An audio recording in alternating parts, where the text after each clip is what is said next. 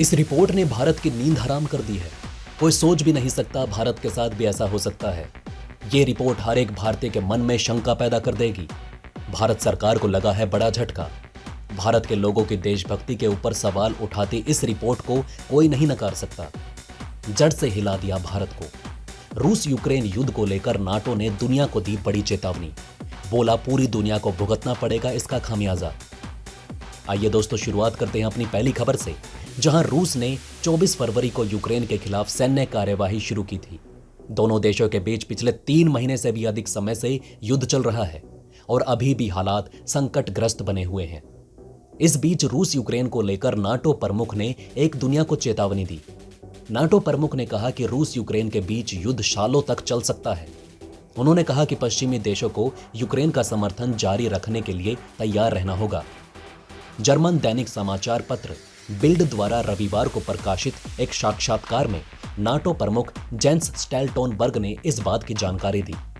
NATO के महासचिव Jens Stoltenberg ने कहा कि रूस और यूक्रेन के बीच चल रही लड़ाई की कीमत बहुत बड़ी है, लेकिन अगर रूस अपने सैन्य मकसद को हासिल कर लेता है तो उसकी कीमत इससे कहीं ज्यादा बड़ी होगी।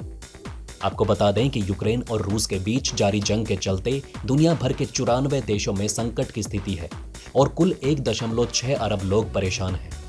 संयुक्त राष्ट्र की global crisis response group report में कहा गया कि दुनिया भर में लोग पैसे, खाने और ऊर्जा के संकट का सामना कर रहे हैं। 8 जून को प्रकाशित की गई इस रिपोर्ट में खाने और ईंधन की कीमतों को नियंत्रित करने की बात कही गई।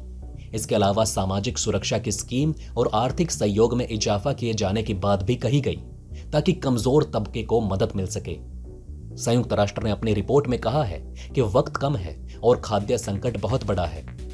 ब्रिटेन के पीएम भी दे चुके हैं चेतावनी। दोस्तों, आपको बता दें कि इससे पहले ब्रिटेन के प्रधानमंत्री बोरिस जॉनसन ने भी इस बात को लेकर दुनिया को आगाह किया था कि रूस और यूक्रेन के बीच युद्ध काफी लंबा खिंच सकता है।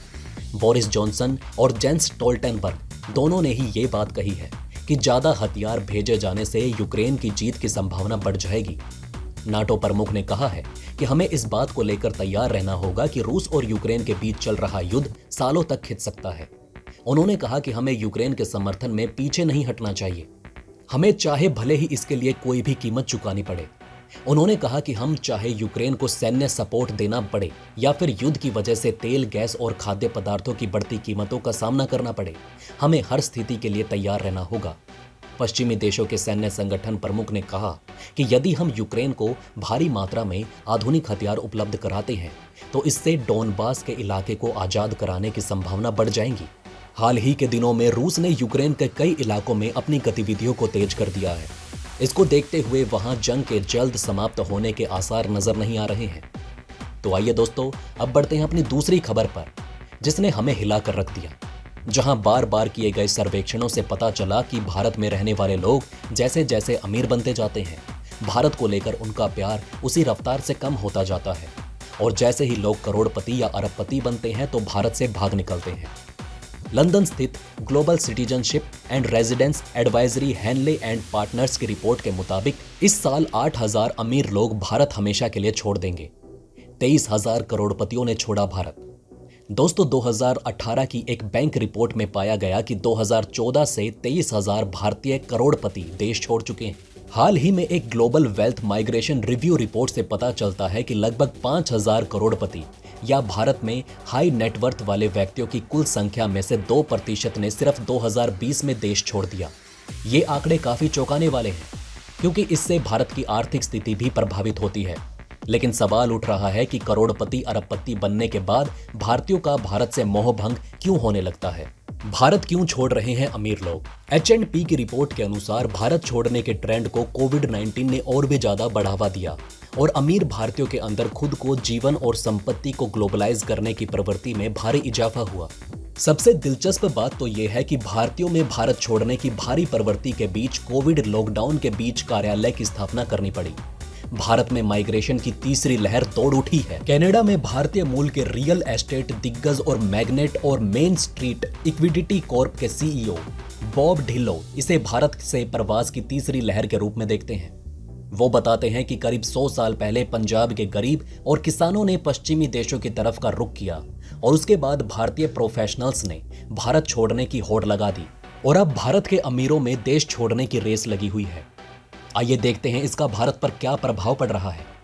दोस्तों, अमीर भारतीयों का लगातार दूसरे देशों में जाना या किसी दूसरे देश में निवास करना भारत के लिए चिंता का विषय हो सकता है, क्योंकि भारत का लक्ष्य $5 ट्रिलियन की अर्थव्यवस्था तक पहुंचने का है। अमीरों का पलायन अनिवार्य रूप से प्रकृति में स्थायी नहीं। लोग अपने देश से अपना सारा पैसा निकालने और व्यापारिक संबंधों को काटने के बजाय काफी कम निवेश दूसरे देश में करते हैं, लेकिन ये भारत जैसे विकासशील देश के लिए शुभ संकेत नहीं है। भारत का घट रहा है टैक्स कलेक्शन।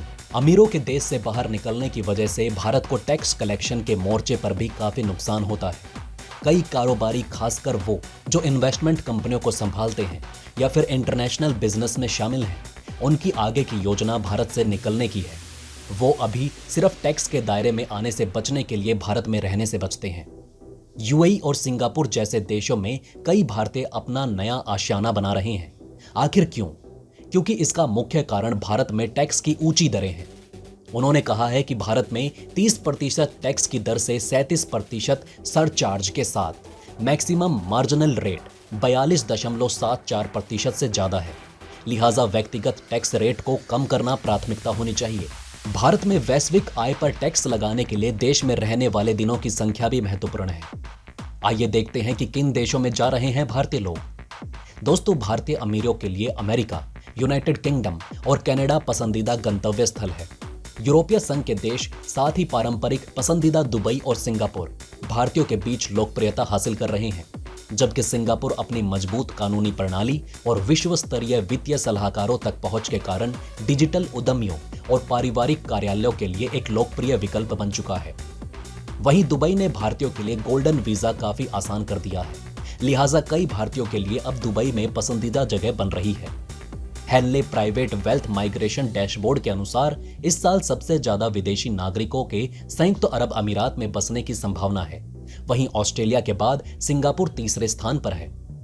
इजराइल में भी बसने की भारी दिलचस्पी। अनुमान लगाया गया कि इस साल करीब 2500 करोड़पति कारोबारी इजराइल में जाकर बस सकते हैं और वो चौथे स्थान पर आ चुका है। वहीं 2200 के स्कोर के साथ स्विट्जरलैंड 5वें और 1500 के स्कोर के साथ अमेरिका 6वें स्थान पर है। दोस्तों, अब आप हमें कमेंट सेक्शन में बताइए कि क्या ये बातें आपको पहले से पता थी? अगर नहीं, तो इनमें से कौन सी बात आपको सबसे ज्यादा इंटरेस्टिंग लगी? और कमेंट बॉक्स में जय हिंद लिखना ना भूलेगा।